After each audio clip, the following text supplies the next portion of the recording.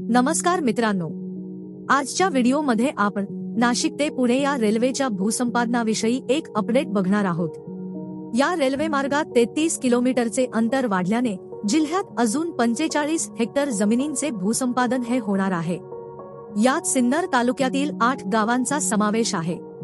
आता ती कोणती गावे असणार आहेत आणि गट क्रमांकातील किती मालकांच्या जमिनीचा यात समावेश आहे, याविषयी संपूर्ण माहिती आज आपण बघणार आहोत। मित्रांनो, व्हिडिओमध्ये पुढे जाण्याआधी आपण जर आपल्या चॅनलवर नवीन असाल तर चॅनलला सबस्क्राइब करायला विसरू नका। या आपल्या चॅनलवर असेच अपडेट येत असतात, तेव्हा चॅनलला नक्की सबस्क्राइब करा आणि आपण आपल्या व्हॉट्सअप आणि टेलिग्रामला लवकर जॉईन व्हा। त्या ठिकाणी असे अपडेट आपण टाकत असतो, त्याची लिंक ही डिस्क्रिप्शन मध्ये दिलेली आहे। मित्रांनो, निधीअभावी रखडलेल्या नाशिक ते पुणे दुहेरी मध्यम द्रुतगती रेल्वे मार्गात आता बदल करण्यात आला आहे। प्रस्तावित मार्गातील बोगद्यांमुळे प्रकल्प खर्चात मोठी वाढ होत असल्याने आता हा मार्ग शिर्डीमार्गे होणार असल्याचे उपमुख्यमंत्री देवेंद्र फडणवीस यांनी जाहीर केले आहे। हे आपण मागच्या व्हिडिओमध्ये पाहिले। मात्र यामुळे आतापर्यंत या प्रकल्पासाठी भूसंपादन केलेल्या जमिनींचे काय, तसेच या जमिनींचा जो मोबदला देण्यात आला याविषयी शासन काय निर्णय घेणार, तर मित्रांनो, या संदर्भात कोणतेही निर्देश अद्याप शासनाकडून देण्यात आलेले नाही। नाशिकमध्ये आतापर्यंत या प्रकल्पाकरिता 45 हेक्टर जमीन संपादित करण्यात आली असून त्यासाठी बाधित शेतकऱ्यांना रक्कमही वितरित करण्यात आली आहे। ही रक्कम परत घेण्याची वेळ येण्याची शक्यता आहे।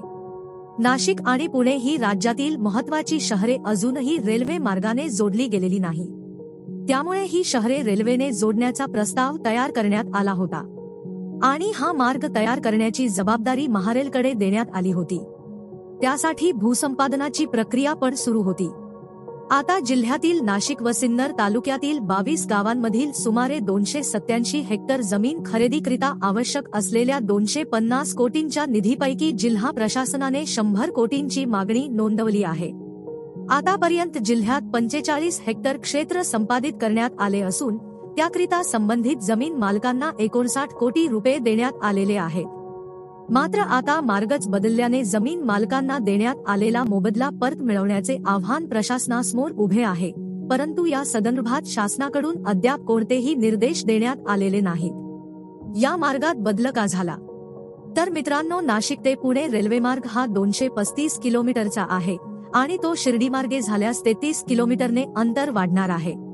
या मार्गावर 12 ते 16 कोचची रेल्वे धावणार आहे आणि ही रेल्वे सेमी हायस्पीड असेल। या मार्गावर एकूण 20 स्टेशन्ससह 18 बोगदे आणि 19 उड्डाणपूल आहे। परंतु या मार्गावरील बोगद्यांमुळे प्रकल्पाच्या खर्चात मोठी वाढ होत असल्याने नाशिक, शिर्डी आणि पुणे असा पर्याय तयार केला जात आहे। सिन्नर तालुक्यातील 8 गावांमध्ये वाढलेले क्षेत्र।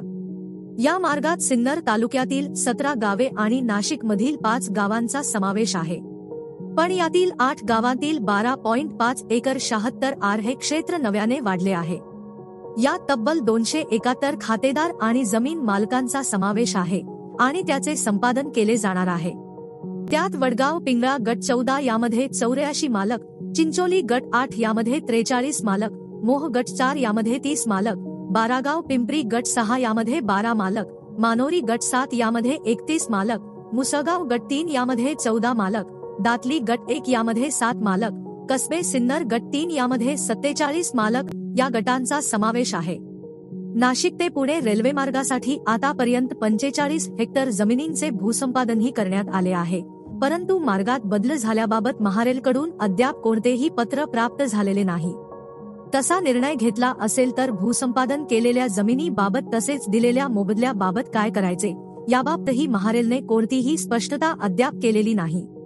त्यांच्या निर्देशानंतरच पुढील कार्यवाही केली जाईल।